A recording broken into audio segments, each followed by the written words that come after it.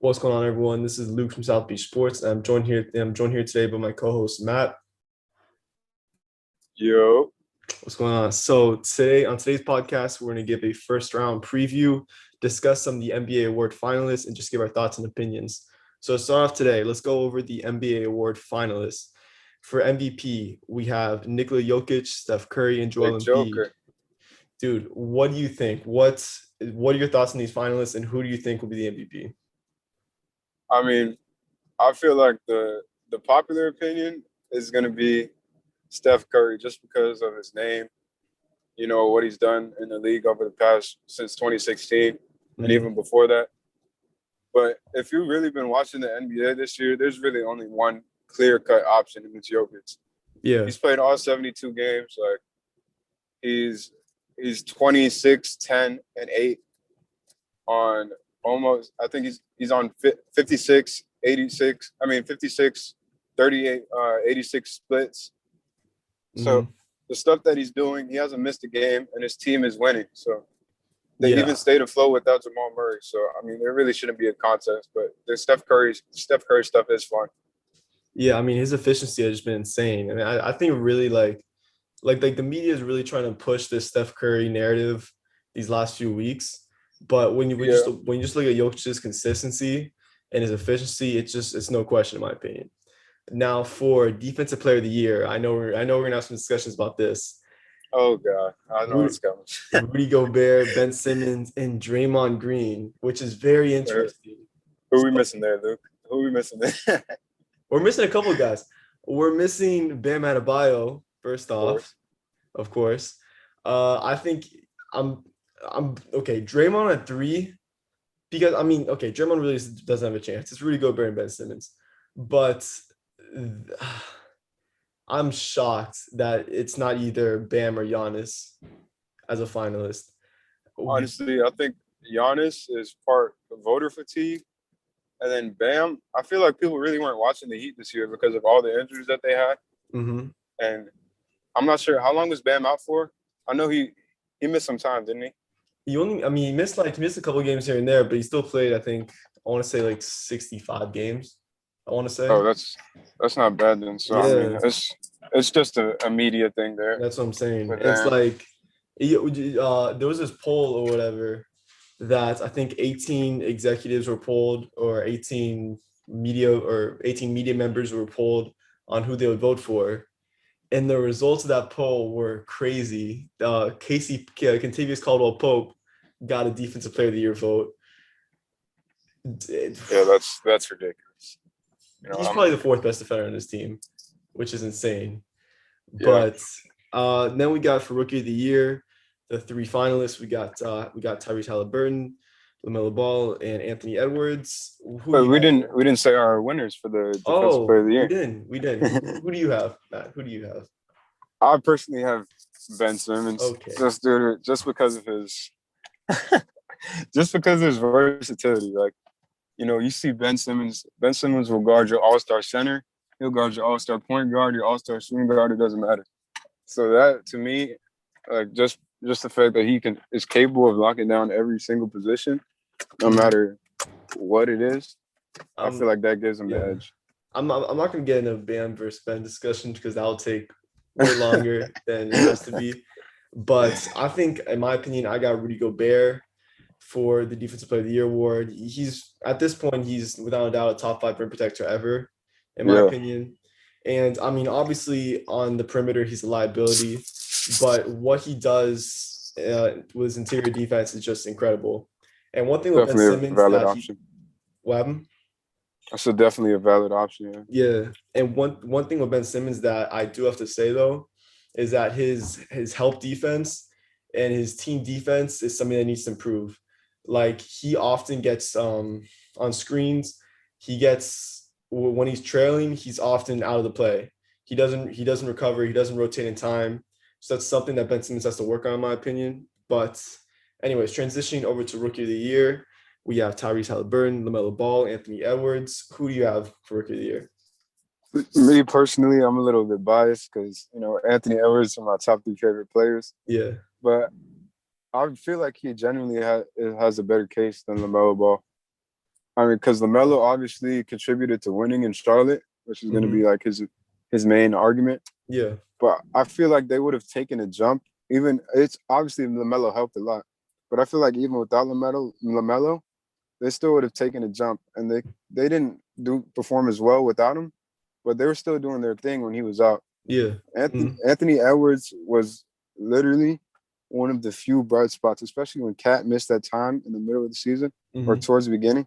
Anthony Edwards was the only bright spot for Minnesota. Exactly. His scoring as a rookie has been insane. Well, he really has to work on his efficiency, but you see the flashes already of an all-star. I mean, as far as efficiency, people always mark Anthony Edwards for his efficiency. But when compared with LaMelo Ball, I mean, it's pretty similar. I think LaMelo's shooting 44%, Anthony Edwards shooting 42% from the field. And personally, I have LaMelo slightly. You can make a case for either of them. I just think considering team success, and I think just as LaMelo at this point is a slightly better defender than Anthony Edwards, I would have to give the edge to LaMelo. But okay, would you still have the same opinion on Anthony Edwards if LaMelo played 70 games? I feel like if LaMelo played the whole season, it might be a blowout, honestly. But for sure, I feel like Anthony Edwards' consistency really helps him. And so now for most improved player, we have the three finalists: Jeremy Grant, Michael Porter, and Julius Randle. Me personally, I think this award should go to Julius Randle. He elevated himself from a solid role player to a borderline top 10 MVP candidate. So what do you think about this? Yeah, this is not even a discussion, to be honest. If only people that really can't would disagree with this is probably Nuggets fans, delusional Nuggets fans. Michael Porter is tough though. He's amazing. Yeah, he really is. He's really good. But the stuff that Julius Randle has done, like, he literally looks like a completely different player from last year to this year, which is honestly crazy. I mean, it's just like his effectiveness in that mid to high post area with step backs and post moves, just crazy. You can make an argument that Michael Porter Jr. was better than Julius Randle last year. Yeah. And this year, Julius Randle is way better than Michael Porter Jr. right now. Randle's a borderline top 20 player in the league. That should be the whole argument right there. There's no discussion there. And then for Sixth Man of the Year, this award has felt like it's been locked up for quite some time. But I'm going to name off some of the finalists. We have Jordan Clarkson, Joe Ingles, and Derrick Rose. Even though Clarkson has struggled over the past month or so, I think it's really his award to lose. I don't agree necessarily with Derrick Rose being here. I would like to see someone like Tim Hardaway, who has really stepped up over the past month. But what are your thoughts on this? I honestly have Derrick Rose, to be honest. You have Derrick Rose? Jordan Clarkson, obviously, he got off to such a hot start that it's hard to take it away from him. But if you look how important Derrick Rose is for the Knicks team, and like how much he's helped them, like they've improved so much since he got to that team. Even if he's not putting up the biggest numbers, when it's clutch time, the ball, if it's not in Julius Randle's hands, it's in Derrick Rose's hands, and he's making all the plays down the stretch for that team. So I feel like his impact overall is just greater than Jordan Clarkson's, because they have Joe Ingles is on the team as well. You know, if Jordan Clarkson has an off night, Joe Ingles will pick it up for him. Like, Derrick Rose is really one of the engines of that Knicks team, and he's helped them to be where they are now. I mean, that makes sense. I mean, that's what's. I mean, we'll get into this more later when we give our first round preview. But that's what's so scary about the Jazz. Their bench is so deep. So that you really have to take that into account come playoff time. And then for the last award, we have Coach of the Year with Quinn Snyder, Tom Thibodeau, and Monty Williams. I personally have Monty Williams. What do you have here? I personally have Tibbs. You have Tibbs? Yeah, Tibbs. Monty definitely. It's pretty close, but I feel like because they added Chris Paul. Mikal Bridges took a jump. You know, they have Devin Booker, so they have DeAndre Ayton took a jump. So that could be attributed to coaching, but I feel like that also helped them out a lot. That Knicks team, really, besides Derrick Rose, who you could argue Tom Thibodeau really made it so that he was there. Yeah, I mean that's that. Continue. I'll continue. That Knicks team is almost the exact same as it was last year. Yeah. And the main change that they made was really Tom Thibodeau. So, he came in, he established that defensive culture, and it's paying dividends. So, The team looks great. They look really good. yep. So getting into our first round preview, we're gonna start off with the Bucks versus the Heat. I'm a Heat fan. Matt is not a Heat fan, so this will be an interesting discussion. Who do you have this series, Matt? Who do you have this series? Oh my gosh, this is probably one of the two toughest series Mm-hmm. to grade, Yeah. because after what happened last year, it's really hard to pick the Bucks, especially if you saw Giannis's press conference. I think it was What yesterday. what do you say? I missed it. What do you say? He he goes, well, I forgot what they asked him, but his answer was, I really can't tell you if things will end up different than they went last year. I'm like, yeah. And you have Jimmy Butler over here saying he's stupidly confident. I know Like, yeah. and Giannis is literally on the complete opposite, saying he doesn't even know if his team is gonna win. Like, that really messes with because I was gonna pick the Bucks in 7, Mm-hmm. but I feel like that playoff Jimmy Butler is really a different breed. And Yeah. the Bucks added Drew Holiday, which really helped them. Mm-hmm. But even with Mike Budenholzer as their coach, I just can't see the Bucks going very far, especially with Giannis having this attitude. Yeah. That so So I'm going Heat. I'm going Heat in 7. you going Heat in 7? Yeah. Man, listen. I've been on the fence about this. I try to be as unbiased as possible when it comes down to this. I originally had the Bucks in 6 because Drew Holiday scares the hell out of me. I'm not gonna lie. Mm-hmm. It's not even Giannis really. It's just the team that the Bucks have built around him that scares me. I mean, that Yeah. starting five of Holiday, DiVincenzo, Giannis, Middleton, Lopez. I mean, that there's deep on Solid. solid. Like defensive wise, there's no weakness. And especially when they added Bryn Forbes, who's shooting like close to 50% from, I mean, he's an incredible shooter. Bobby Uh-huh. Portis is shooting, I think, 45% from 3. Like they have shooters. They have so many shooters. And I don't know. My it's just when you hear Jimmy Butler say that about how he's like stupidly locked in, and it really makes me want to pick the Heat. I feel like the smart pick is Bucks in 6, but my gut's telling me Heat in 7. Because I think if it's a game 7, I don't think Jimmy Butler's losing, in my Uh-huh. opinion. But let's move on to the next series. We have the Sixers versus the Wizards. I don't think there's that much to talk about. I think the Sixers are Yeah. by far the favorites. One thing to watch, I want to see how Westbrook will perform in the playoffs. I think the Wizards could end up stealing a game. And yeah, I think Sixers in 5, my opinion. Let's hear your I thoughts. got I got Sixers in 4. I really Oh, clean like. sweep. Yep, they're too big. Westbrook's gonna have trouble getting into the lane. Gonna start. I feel like he'll start settling, and when Westbrook starts settling, that's never a good thing. So Yeah. I feel like Bradley Beal, his course is not 100%. Mm-hmm. So Yeah. it's gonna take a nah, I still go for it, because it'll take Westbrook maybe going like 6 for 10 from 3 or something like that That's not for them to pull a game, and especially they have no one to guard Joel at all. Yeah. Oh, so you don't think Robin Lopez is gonna do anything there? maybe he'll hold him to like 40 and 20. Shit. Next series, Nets versus Celtics. Let me hear your thoughts first. I feel like this is like a tune-up for the Nets. They don't get too tough of an opponent. Yeah. Jaylen Brown's out. I feel like if Jaylen Brown was out, this maybe could have been more of a series. But the Nets, it's gonna be like that in every series. They just have too much firepower. They do. I feel like they won't sweep them, because they have to gel together. And Jason Tatum's always liable to go off, as we saw in the play-in. Yeah. But the talent disparity is just too big, I feel like, for the Celtics to have any chance. So I'll go Nets in 5.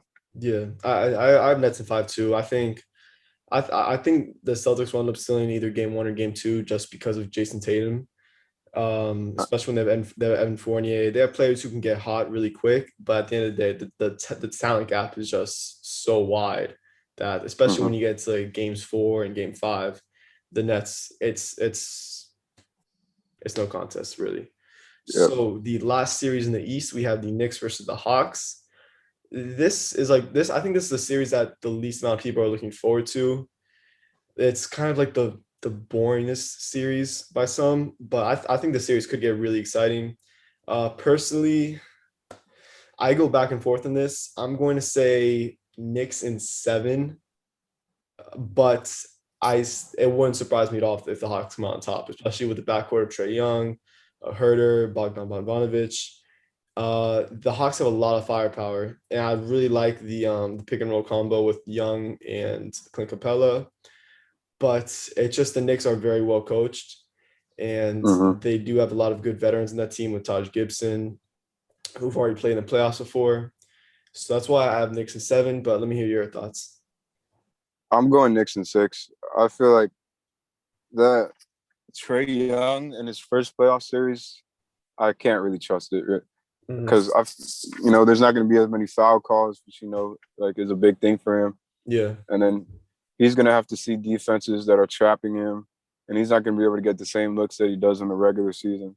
So I yeah. feel like his first playoff series is going to be a struggle, especially with Tibbs on the other side, who's a coach with a lot of playoff experience. Mm-hmm. And another thing is the Hawks do not have a defender for Julius Randle. They Clint don't. Capella is a great defender at the rim, but if Julius Randle takes him out to like 15, 16 feet, there's nothing he could do. And John Collins is not a great defender. So I feel like Julius Randle will have a great series. Derrick Rose always turns it up in the playoffs. Mm-hmm. So I'll go Knicks in 6 here. Yeah, no, two things. One thing that the Knicks love to do, they love to trap ball screens. So that'll Yep. definitely be a problem for Trae Young. And also another thing you mentioned, John Collins. I was watching in a previous video that I made, I was doing like a Knicks Hawks film review. John Mm-hmm. Collins is a terrible defender, yo.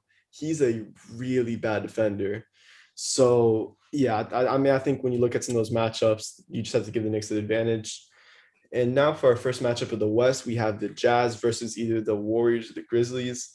I think that if I were the Jazz, I would actually be rooting for the Warriors. I think the Grizzlies are a tougher matchup for them, especially Wow. with the Valanciunas versus Gobert matchup. Let's say if it's the Warriors, I think the Jazz will end up winning in 5.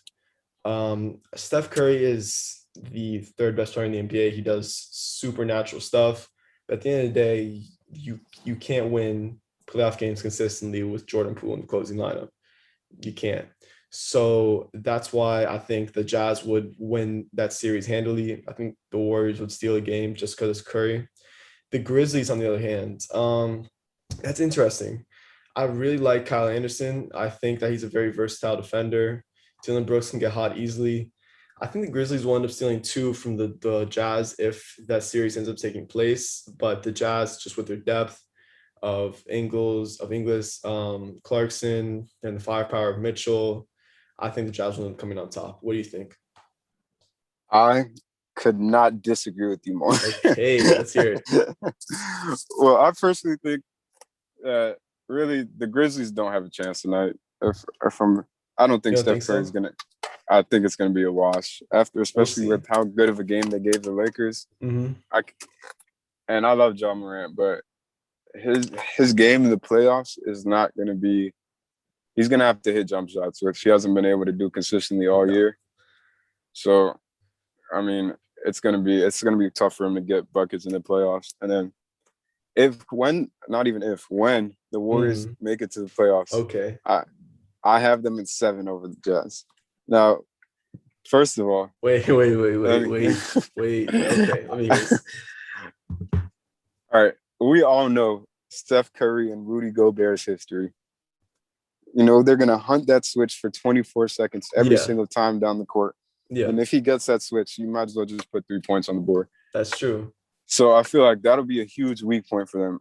Mm-hmm. And if the Warriors are hitting their shots, which as we saw last night, I mean, in the play-in, they're capable of hitting. It depends on the Draymond you get, and it depends on the Jordan Poole you get. But I feel like they'll be able to bring it 4 out of 7 nights. And The Jazz especially with Donovan are, Mitchell yeah, hasn't played in a long, long time. I know. So he's gonna have to get back into his groove, right into playoff intensity. And I feel like that just won't bode well for him. And Steph Curry's just been on another level, so I'm not gonna pick against him. I got Warriors in 7. The Jazz are a good team, man. I don't know about that, man. That like even with Donovan Mitchell, the Jazz still have solid pieces like Mike Conley. I like Royce O'Neal a lot as a nice switchable big. But wow, that's interesting. I actually have the Grizzlies over the Warriors tonight, but that's hey. We'll see. We'll see. Next matchup, we're gonna disagree on this. I know. Suns versus Lakers. You go first. Why not? The LeBron super fan. Of course, he's not 100% healthy, which sucks. But Yeah. I feel like an 85, 80% LeBron is still the best player on the court by a wide margin. Mm-hmm. And with DeAndre Ayton's defensive struggles, hopefully AD can come back to his senses. And we all know he's been struggling lately. He's really struggled to close out the season. Besides, he had a good couple games. Yeah. But I think he'll get his footing in this series, and they'll be able to take home this win in 6. Okay, so I have the Suns in 6, actually. Why? Because I think the Suns have the best backcourt in the West, with obviously CP3 and Devin Booker. And I think if this matchup were in the Western Conference Finals, I would pick the Lakers in 7 personally. But just with the Lakers not really having played a string of games together since February, and the Suns I think have a lot of wings who can not only shoot but they can defend, like Jay Crowder, Michael Bridges, Torrey Craig, Cam Johnson's another great shooter there, and I like Ayton's rim protecting ability. He has struggled as of late, but I don't know if I trust some of the Lakers pieces to consistently hit shots, such as Alex Caruso, Kentavious Caldwell-Pope. So we'll see. I mean, I think it'll be a close series either way. I think if it goes to 7, I would probably give the edge to the Lakers. But I just don't think the Lakers have had enough time to gel for me to pick them confidently, even though they have LeBron. That with LeBron, anything can happen. So, I mean, anyways, next series, we have 2 more series left. We have the Nuggets and the Blazers. Nuggets are obviously without my mind's Jamal Murray. I almost said DeJounte Murray. Jamal Murray. Monte Morris has done a solid job in his place, along with Frank. How do you pronounce his last name? Facundo Campazzo. There you go. So, and they obviously have a very phenomenal front court with Porter, Aaron Gordon, and Nikola Jokic. I think the Nuggets end up winning in 6. This is just going to be another year where Damian Lillard's out in the first round. I think there's no way Terry Stotts makes it back till next year. I'm shocked he's had his job for so long. Damian Lillard is the only reason why Terry Stotts is still a head coach for them. 100%. Yeah, I mean, that's going back to the Bucks. I think Giannis is the only reason why Mike Budenholzer is still a coach for the Bucks. So yeah, I mean, I think this will be the year. Even though I like some of the Blazers pieces, I like the addition of Norman Powell, I like Robert Covington a lot. But yeah, I think this will be the offseason where they finally let go of Terry Stotts. Let me hear your thoughts. Yeah, I'm going Nuggets in 5 because I think Damian Lillard's always dangerous. So he'll probably get a game off of them, but I honestly don't believe that the Nuggets are much worse than they were last year. With Nuggets obviously they don't have Jamal Murray, who spazzed in a couple playoff games. Well, a whole series and a half last year. But I honestly think that with Jokic's improvement, and they basically might as well have not had Michael Porter Jr. in last year's playoffs, with how little minutes he played and how much he really didn't contribute. And I feel like his game is perfect for the playoffs. How he shoots, how easy he gets to the rim. So he'll turn it up in the playoffs, which I feel like that'll make up for a lot of Jamal Murray's scoring. And then they obviously have the addition of Aaron Gordon, who I feel like fits a little bit better in that role than Jeremy Grant does. I think he's a Mhm. better defender. He has more. He's stronger, so he'll be able to give the Blazers problems. Yeah. And anyways, for our last series of the first round, we have the Clippers taking on the Mavs in a rematch of last year's first round. I have the Clippers in 5. I'm going back and forth on who I like in the Western Conference Finals with or who I like to advance the finals, should I say, between the Suns and the Clippers. Clippers have been so solid as of late. I really like their offseason additions of Batum and Serge Ibaka. I think Rajon Rondo was a great addition to trade deadline. And I think they've really gone under the radar the past couple of months. There's really not as much media attention to that team, but they've been playing some incredible basketball. A lot of it will obviously depend on Paul George and what type of Paul George that we get in the playoffs. If we get the infamous playoff P from last year, could get a little interesting. But I think Paul George will really prove his doubters wrong this playoffs and this series especially. I have Clippers in 5. I don't think the Luka Doncic Kristaps Porzingis duo really meshes that well. I think Luka needs another primary ball handler to slide next to him. And yeah, I think Clippers win a pretty easy series. Yeah, I agree with you. I'll go Clippers in 6 just because of what Luka did to them last year. It was honestly crazy. And in his second playoff series, it's only going to get easier for Yeah. him. But Mhm. the only reason I'm not picking the Mavericks is because I do not trust Porzingis at all. Like, I really want Luka to have a second star where because I feel like Luka is good enough to be the best player on the championship Oh team yeah. right now. Oh, But right now? he just needs a second star Yeah. I right mean, as we speak. you're saying you don't Because trust Chris Stops. You don't trust after Chris. with Now continue. I don't trust him at all. I don't trust his jump shot. I don't trust his defense. I don't trust his health. Like Yeah. nothing about Kristaps Porzingis is trustworthy. Is So defensive I is feel def like it yeah. it'll be it'll be a quick warm up for the Clippers. I mean, That dynamic duo is yeah. just going to be too much for them. I mean, his defensive regression has been something unexpected, really. Because I remember in his first couple of years in New York, he was a very solid rim protector. He was someone who's very athletic for someone that tall at 7'3". But whether it was because of his health or just a natural regression, his Yeah, defense, that ACL yeah, that ACL his really defense is really messed him taking a up. step back. Yeah. So, anyways, I think that's gonna be it for today, guys. That was our first round preview. We'll have many more videos and podcasts for you guys come playoff time. If you're watching on YouTube, make sure to like and subscribe. Go comment down below your thoughts on the first round. Just give your predictions. If you're listening on one of our various podcast apps, like such as Spotify, make sure to download, give us a good rating. That being said, we'll catch you later. Peace.